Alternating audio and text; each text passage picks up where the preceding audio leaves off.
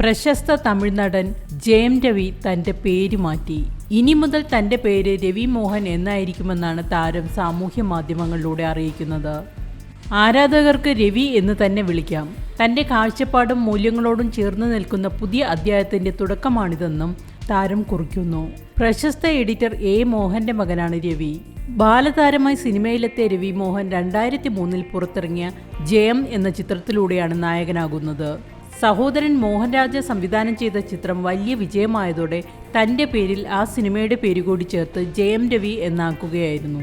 ആരാധകർക്ക് പുതുവത്സര പൊങ്കൽ ആശംസകൾ നേർന്നുകൊണ്ടാണ് താരം തന്റെ പേര് മാറ്റം അറിയിച്ചിരിക്കുന്നത്.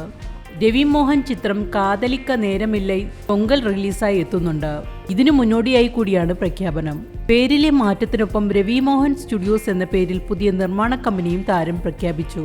ആരാധകരെ ഞെട്ടിച്ചുകൊണ്ട് കഴിഞ്ഞ വർഷം 15 വർഷത്തെ ദാമ്പത്യത്തിനൊടുവിൽ ഭാര്യ ആരതിയിൽ നിന്ന് വിവാഹമോചനം തേടുകയാണെന്ന് രവി പ്രഖ്യാപിച്ചിരുന്നു.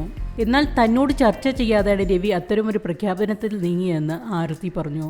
കേസ് കോടതിയിലാണ്. 10 വർഷമോ 20 വർഷമോ പോരാടേണ്ടി വന്നാലും മക്കളായ ആരവ്, അയാൻ എന്നിവരുടെ സംരക്ഷണം തനിക്ക് തന്നെ വേണമെന്നാണ് രവി പറയുന്നത്. എൻ്റെ ഭാവി എൻ്റെ കുട്ടികളാണ്, അവരാണ് എൻ്റെ സന്തോഷം. എൻ്റെ മകൻ ആരവിനൊപ്പം ഒരു സിനിമ നിർമ്മിക്കാനും ശരിയായ സമയത്ത് അവനെ സിനിമയിലേക്ക് കൊണ്ടുവരാനും ഞാൻ ആഗ്രഹിക്കുന്നു.